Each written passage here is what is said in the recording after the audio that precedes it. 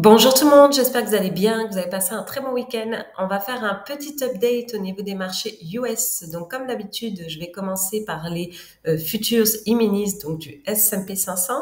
Donc actuellement, on se trouve sur un niveau support, puisqu'on a eu une correction depuis fin juillet. Et là, on est sur un niveau support. Alors qu'est-ce qui arrive ici? Il y a plus de probabilité de rebondir d'un point de vue technique d'un support, sachant en plus que nous avons le prix qui a un certain excès par rapport à la moyenne mobile sur 10 jours qui se trouve en bleu ici. Donc là, on a à la fois un petit excès du prix, c'est-à-dire que le prix ne touche plus la moyenne mobile sur 10 jours. On a à la fois un niveau support et aussi, quand je dézoome, j'avais tracé cette sorte de médiane ici centrale, cette trendline là qui servait en quelque sorte de médiane pour la tendance haussière qui était entamée depuis octobre-novembre dernier. Et là, on est en train aussi de retester ce niveau-là.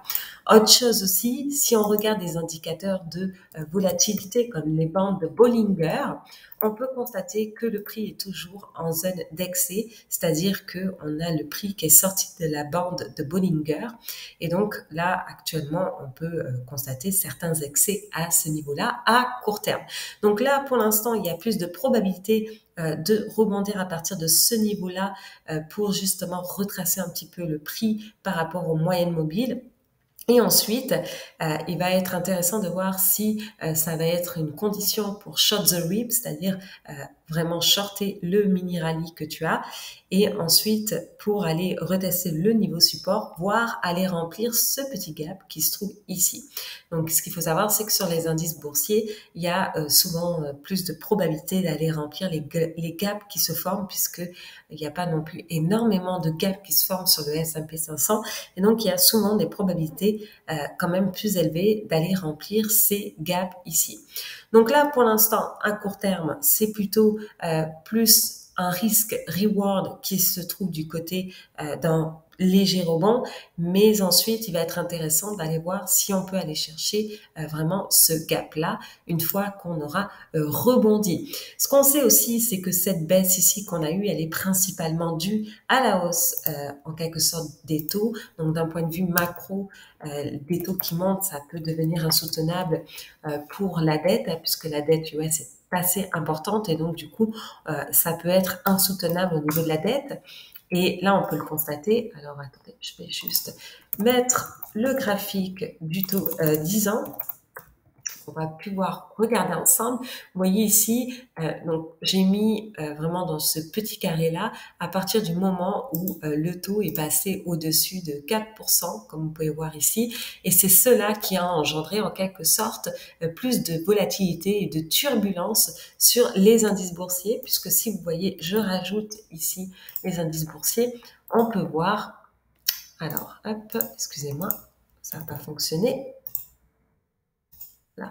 On peut voir que c'est à partir de ce moment-là, vous voyez, à partir du moment où on est rentré dans ce rectangle-là, que les taux ont continué de monter au-dessus de 4%, qu'on a eu un début de correction au niveau des prix, puisque sur une base relative, ça fait des valorisations très élevées si les taux montent en parallèle aussi.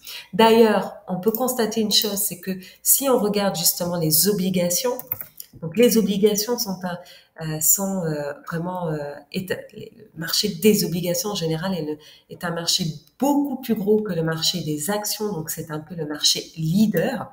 Et donc justement, comme vous pouvez constater ici, je vais juste enlever ça, vous pouvez voir que ce marché-là leader a quand même eu une baisse assez importante et si on rajoute le S&P 500, il a souvent l'idée, comme vous voyez, il a commencé à baisser avant le S&P 500 et ensuite le marché des actions a suivi. Donc là, ce qu'on peut voir, c'est qu'au niveau de TLT, on a comme une sorte de double bottom qui est en train de se former sur le portrait mensuel. Donc là, c'est pareil, il peut y avoir une sorte de stabilisation, voire léger rebond qui peut se produire sur ces niveaux-là. D'ailleurs, Si on prend le ratio des actions par rapport aux obligations sur une base relative, on peut constater certains excès sur le portrait mensuel, puisque vous voyez ici, on s'éloigne de la moyenne mobile sur 10 mois, et donc on peut constater un excès vraiment des actions par rapport aux obligations. On voit qu'il y a une surperformance des actions qui est importante par rapport aux obligations. D'ailleurs, la trendline ici est assez importante, mais comme nous avons des excès ici, il peut y avoir une une sorte de stabilisation ou de retracement qui ferait en sorte à ce que les obligations commencent à surperformer en quelque sorte les actions. Donc, cela encouragerait en quelque sorte peut-être un lead, c'est-à-dire une avance sur un léger rebond du S&P 500 pour retracer le tout. Donc, ce qu'on sait aussi, c'est qu'au niveau du Fear and Greed Index, nous sommes dans la zone de neutralité. Alors, ça correspond vraiment par rapport à la zone médiane ici que je vous ai mis, donc un peu comme à mi-chemin. On peut voir ici que la zone de support plus la zone vraiment de support de la trendline, qui est une médiane en quelque sorte mise de manière plus manuelle, on peut constater que c'est la zone de neutralité. Donc, on n'est pas dans la zone non plus de peur ou d'extrême peur, et on vient de la zone d'extrême greed, qui est vraiment, il est pas forcément le plus idéal en quelque sorte d'acheter en extreme greed. La zone neutre, c'est entre les deux, mais cela veut dire aussi qu'on a des possibilités, plus de possibilités d'aller chercher l'extreme fear ou de l'extreme greed.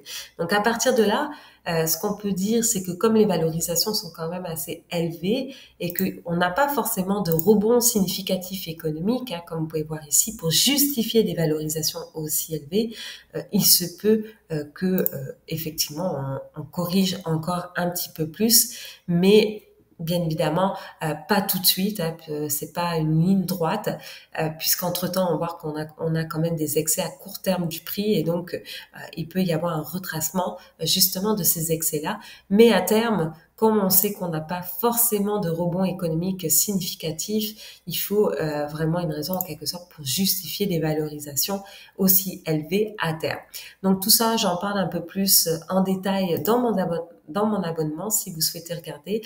Donc je fais des recherches macro, des fois je parle un petit peu aussi des marchés financiers, de l'analyse technique sur des actifs macro qui est le marché des obligations, les marchés des devises, les marchés des actions et le marché bien évidemment des matières premières. Donc voilà, donc ça vous permet de voir si vous souhaitez vous abonner au canal, n'hésitez pas pour avoir un peu plus d'informations.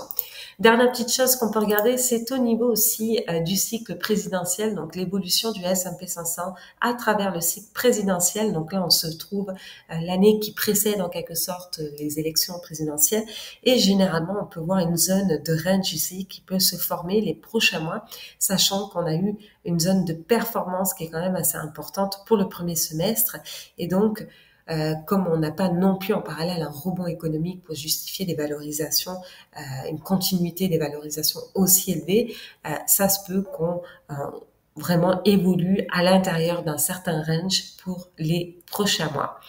Donc voilà, donc c'est tout pour aujourd'hui. Donc si vous avez aimé la vidéo, n'hésitez pas à mettre un pouce, et nous on se retrouve une prochaine fois.